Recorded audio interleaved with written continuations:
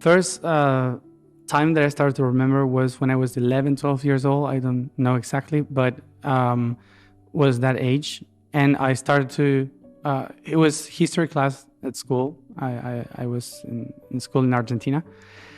And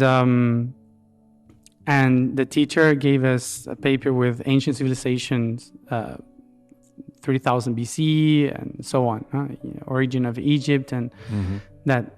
And so I was looking at it and I started to have a headache, and I couldn't see the pyramids as it was in the picture. I saw it in a very different way. I couldn't see the Sphinx as it was. I saw everything completely different. And I was standing at it, observing that in the body of a woman. And besides me was my partner. And I was worried about something. So that was my first memory. So it started like that, and all was emotional. Emotions. Sometimes people think that I started to remember ancient civilizations. No, I remember my son, my husband, my mother, my grandmother, my family, my friends, and through them I could understand the environment. Right. So it was not that I was just remembering data. I was remembering emotions. The first thing that I remember was emotions. And through the emotions, I could understand the culture, the language, everything that was happening there. And since I was 12 years old, I started to live like parallel lives, like this life here and the other one that I was remembering like every day, like if it was alive, like if I was living that life in parallel. But sometimes I remember when I was a child, sometimes when I was an adult. And suddenly some flashes came from other ages, from other times that I couldn't really understand or explain. Norway, 900 years ago, or suddenly other planet in other completely different system. And it started to be worse and worse. I say worse because I couldn't focus in this reality. I couldn't keep going with my studies normally. Sometimes I was forgetting who was my mom, her name, because if I knew so many others. So it was really confusing and chaotic. And that was the first life, which was in Chem, because it was a Atlantean colony, and then it became a country by itself after the flood. It was like this. When we were in Chem, we were taught about all this, but in a very different way, because it has a very cultural and religious point of view. So the 9 dimensions were called the 9 tiers of Mahas. That was the main god. And the way in which they were spread was through sound and music. And the explanations were very human. But when I started to remember all this, for me it was like, I had no idea what is happening. I had no idea what is all this information about.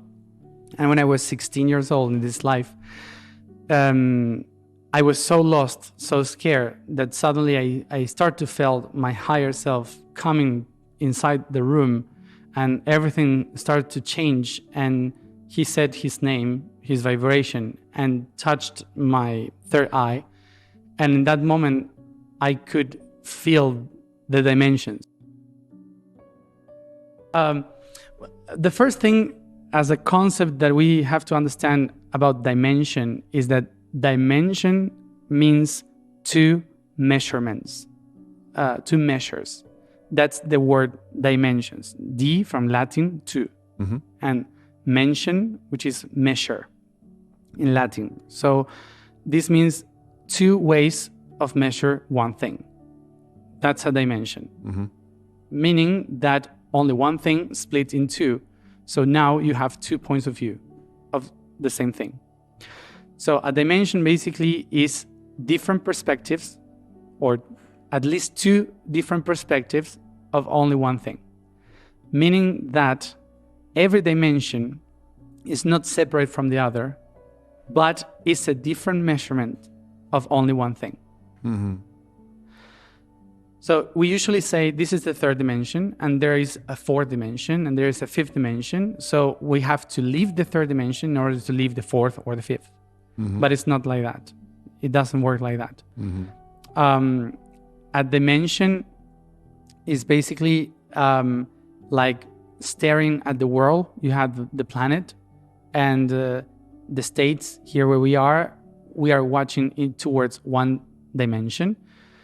And then we have Argentina in the south watching another dimension, or in the other side of the planet in Australia, another. So we have different points of view of only one thing. We are staring at different skies. Some of the stars that we see in the south are not the same stars that you see in the north. And this doesn't mean that if someone from the north goes to the south and says, hey, Polaris is the star that shows the north, and we in the south would say, where is it? Okay, so a different dimension is basically two points of view that never see each other, but they are part of the same thing. Right. So believe or not, if there is another dimension, for me is weird, because it's actually, we all have different points of view. So the third dimension is not a different thing from the other dimensions. The third dimension is basically a dimension where everything has 3 points of view. So we have here we call this the third dimension because we have high, depth, and wide. That's 3. And high, wide, and deep are called like this in space, and in time we call it past, present, and future. So only in the third dimension exists the concept of past, present, and future. Only in the third dimension exists the concept of high, wide, and depth, because we are 3. We have 3 points of view. Yep. But when you add a fourth vision of that, you have eternity, because there is a fourth line that connects past, present, and future. So what is the fourth dimension? Add one line to this triangle and you will connect the 3. So suddenly there is an easier way to connect what is wide and depth, for example. So it's very difficult to understand the fourth dimension from the third dimension. The only way is a dream. When you dream, things happen without time, without space. Sometimes you just turn around and you are in a different country, in a different place, and in a different time, with a different body. So the fourth dimension is like that all the time. It's like if you are dreaming. So when you dream, you are living the fourth dimension. Your mind is prepared to understand the fourth dimension, but we are not designed right now to live it. Usually people wants to go, I don't know why, everyone wants to go to the fifth one. So the thing is that everyone wants to go there somehow, I don't know, but the fifth dimension is the expansion of light or awareness of the third and the fourth.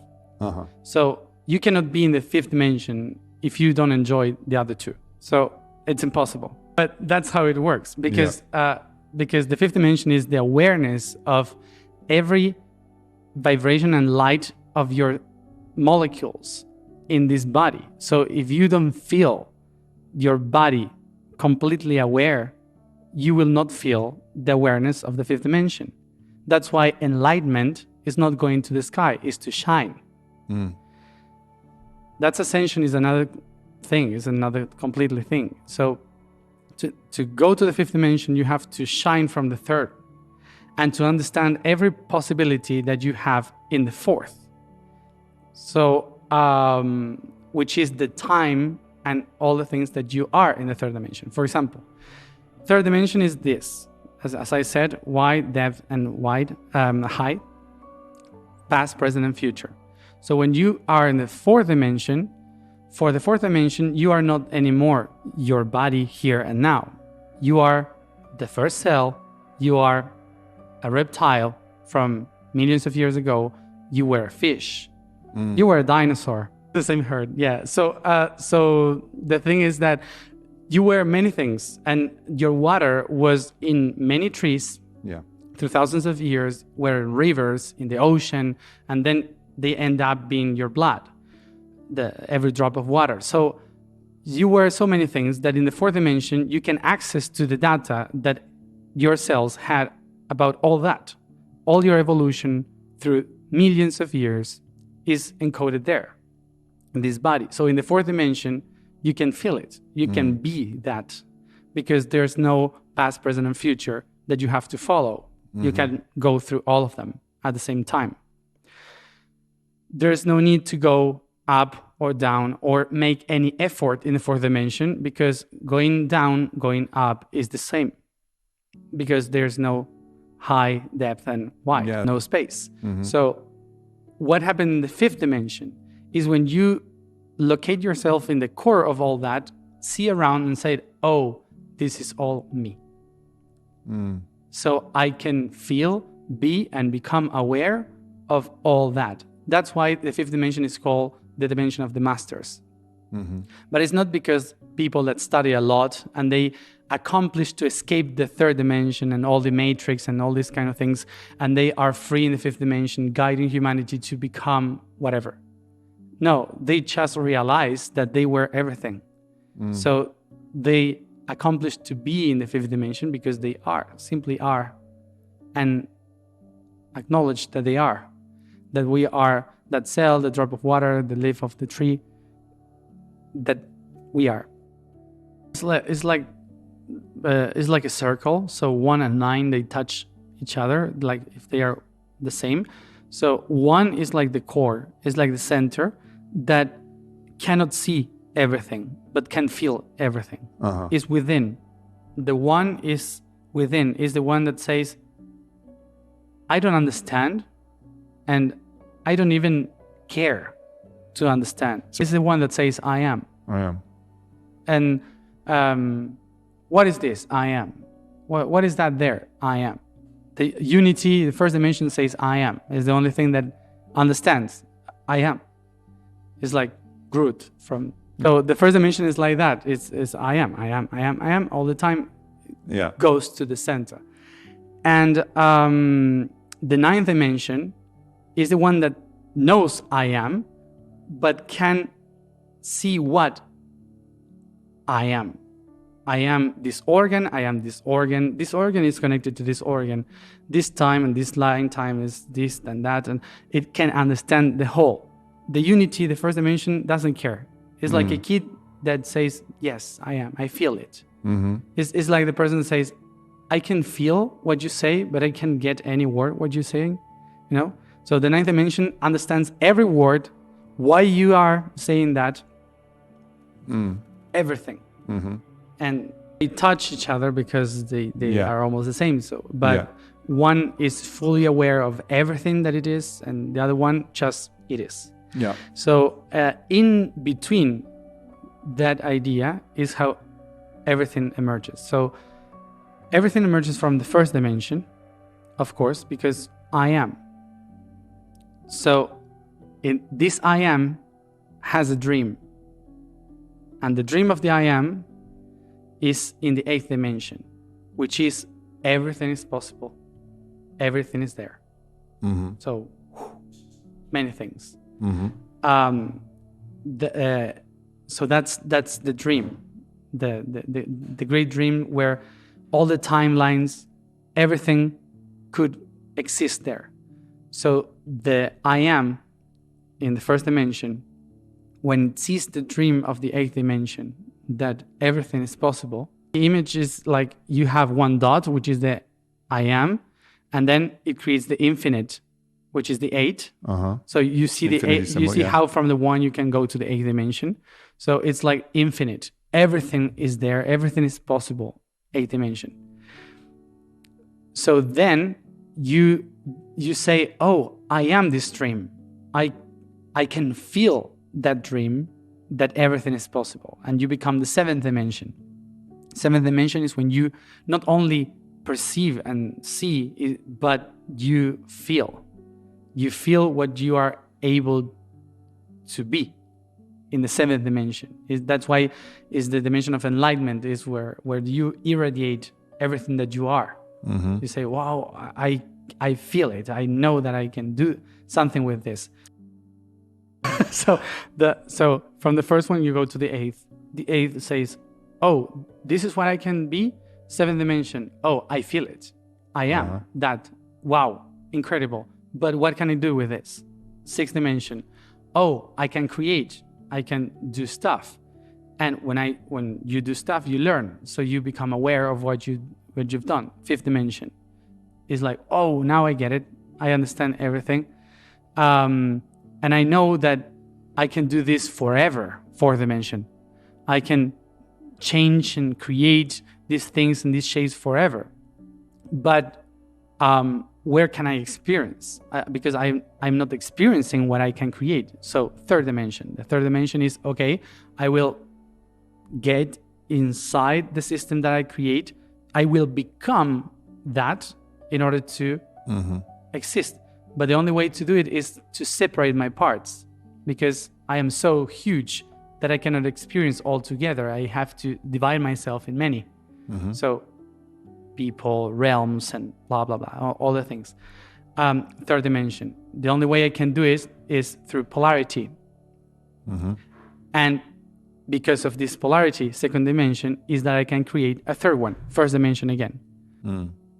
And once I created something new from all that path, I become fully aware in the ninth dimension.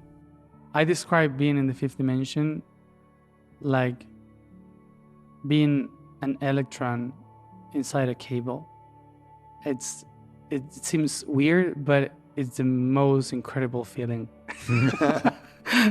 Because you don't care about what is the information that is going through you. You feel the wave. And when you are here in this reality and you cannot see how the microcosmos works, everything is about this or that, or going there or going away from somewhere.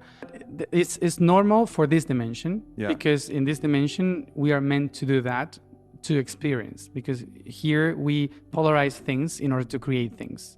Without polarity, you cannot create. So that's why we need to learn a lot about polarity in the third dimension in order to manifest, to create what we are doing. But when you go to the tiniest dimension, we go to the first dimension, the one. When we go to the first dimension, the one dimension, what happens is that you recognize that it's not about this or that. It's not about going somewhere or doing something. It's about just letting be that something,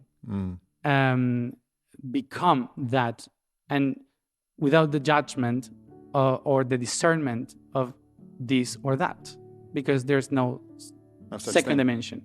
It's one, unity. So because you cannot see those two things, you stare at everything as it is, as perfect. And that feeling is what you have in the fifth dimension once you accomplish to understand, fully understand and enjoy the fourth and the third. And it's not about leaving this world. It's not about ascending. It's not about living this matrix. It's about becoming the matrix.